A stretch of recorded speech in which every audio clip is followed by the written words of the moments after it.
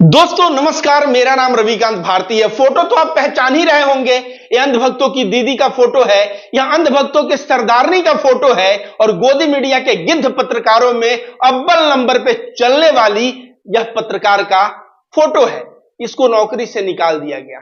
बेचारी यह बेरोजगार हो गई और नौकरी से निकाला गया तो कोई थोड़ा मोड़ा बेइज्जत करके नहीं, आम शब्दों में कहा जाता है ना, लात मार के नौकरी से निकालना, कुछ उसी तरह की बेइज्जती करके इसको नौकरी से निकाला गया है। दोस्तों आप सभी को बता दें, यह पहले एबीपी में थी, उसके बाद भारत 24 ज्वाइन की और जब भारत 24 ज्वाइन की तो इसका ग्रैंड वेलकम हुआ।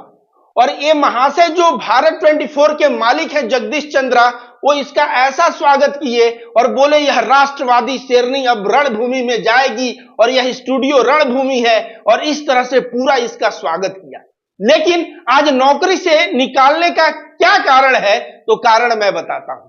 जब यह गई तो बोली मैं टीआरपी बढ़ा दूंगी, तो इसको वाइस प्रेसिडेंट का भी पद मिला और एंकर का भी पद मिला और इसके मालिक को कॉन्फिडेंस हो गया कि अब इतनी बड़ी गोदी पत्रकार आ गई है, इतनी बड़ी पत्रकार आ गई है तो हिट तो करवा ही देगी, और इसके मालिक का कॉन्फिडेंस बहुत ऊपर था। लेकिन रूबिका लियाकत टीआरपी लाने में लगातार फेल रही।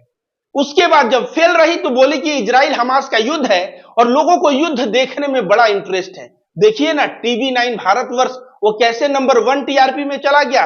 दिन और रात युद्ध तो दिखाता है, तो मैं भी जाके अगर इजराइल से युद्ध दिखाऊंगी तो डेफिनेटली टीआरपी आ जाएगा। मालिक ने क्या किया, इजराइल भेजा और इजराइल जाके भी ये नौटंकी जो कि हेलमेट रख के फोटो खिंचवाना, वो सब तो आपने देखा ही, लेकिन इसने कोई कमाल नहीं कर पाया और कोई भी टीआरपी वहां नहीं बटोर पाई। और टीआरपी नहीं बटोरने पे मालिक आग बबूला हो गया। कोई भी मालिक होगा, क्योंकि वह जब पैसा लगा के भेजेगा इस कमिटमेंट पे कि टीआरपी उठेगा और सामने वाला जाके वहां हेलमेट के साथ फोटो खिंचवा के और फजीहत करवा दे और टीआरपी लाने में फेल रहे, तो मालिक का गुस्सा तो आएगा ही। इसके बाद भी जगदीश चंद्र ने क्या किया कि इनको मौका दिया और यह बोली कि 3 राज्यों का जो चुनाव है, 4 राज्यों का, उसमें मैं ऐसा करूंगी एंकरिंग और चुनाव का रिजल्ट के दिन ऐसे जबरदस्त मैं हवा चलाऊंगी कि टीआरपी बहुत बढ़ जाएगा।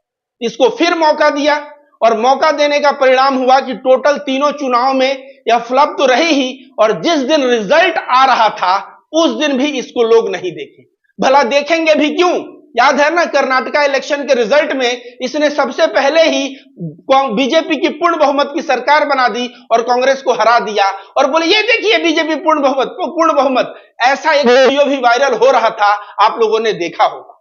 तो जनता जनार्दन ने देखा कि भाई यह इस तरह का जो है गलत इंफॉर्मेशन देती है और जिसके वजह से चुनाव वाले दिन भी, नतीजे के दिन भी यह टीआरपी में कोई कमाल नहीं कर पाई।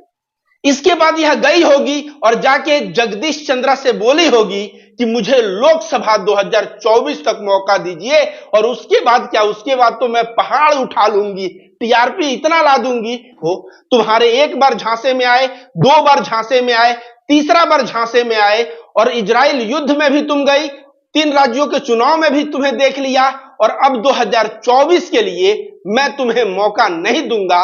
और इस तरह से जगदीश चंद्रा ने इसको कहा जाए तो फजीहत करके इसको नौकरी से निकाल दिया है। लेकिन आप देखिए यहां पे एक खबर है, उस खबर में क्या लिखा है। इस अवसर पर चैनल के सीईओ और editor in chief doctor Jagdish Chandra ने कहा, भारत 24 में रूबिका का कार्यकाल बहुत शानदार रहा और इस दौरान चैनल ने नई ऊंचाइयों को छुआ। हम उनके चेंज के फैसला का सम्मान करते हैं। रूबिका हमेशा भारत 24 परिवार का हिस्सा रहेगी और भारत 24 परिवार उनके उज्जवल भविष्य की कामना करता है। नीचे देखिए रूबिका लियाकत ने इसका जवाब क्या दिया है। रूबिका लियाकत ने चैनल के CEO and editor in chief doctor Jagdish Chandra का आभार व्यक्त करते हुए कहा, भारत 24 में अवसर प्रदान करने और आपके मार्गदर्शन के लिए आपका बहुत बहुत धन्यवाद। साथ ही भारत 24 की पूरी टीम को भी सपोर्ट करने के लिए धन्यवाद। आपको और पूरी कंपनी को भविष्य के लिए मेरी बहुत बहुत शुभकामनाएं।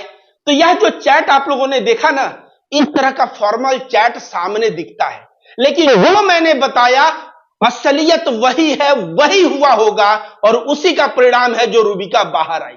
बार बार आपने ट्विटर पे भी देखा, लोग कह रहे थे कि रूबिका टीआरपी लेने में असफल है, टीआरपी ले आने में असफल है, और धीरे धीरे जो गुस्सा बढ़ता गया और अंत में इसको निकाल दिया गया।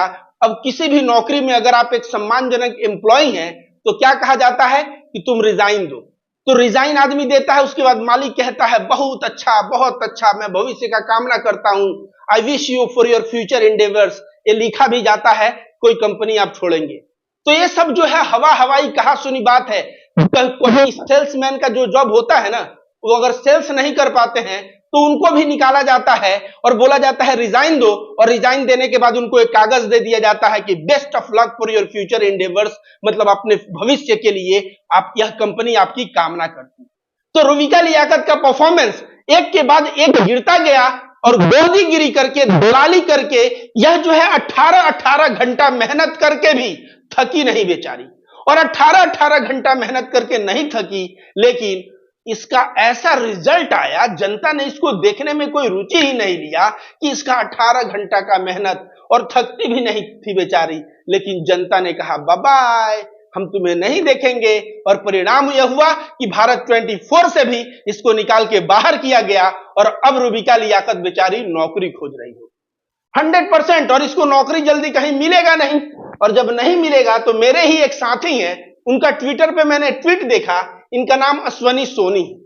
इन्होंने देखिए क्या लिखा है, रुबिका को मैं मेरे यूट्यूब चैनल में नौकरी देने के लिए तैयार हूं, बस वह आगे से नफरत न फैलाने का वचन देकर सार्वजनिक माफी मांग ले। टैग आप कर देना, मैं तो ब्लॉक हूं। रुबिका लियाकत मतलब अश्वनी सोनी को ब्लॉक करके रखी है, तो यह कह रहे हैं आप टैग कर देना, मैं तो ब्लॉक हूं। तो इनका मैसेज वही है जो मैं मैसेज देना चाहता हूं कि अगर रुबिका लियाकत को कहीं नौकरी नहीं मिलेगा तो रुबिका लियाकत सही में आके सार्वजनिक तौर पर माफी मांगे, जैसे अश्वनी सोनी कह रहे हैं।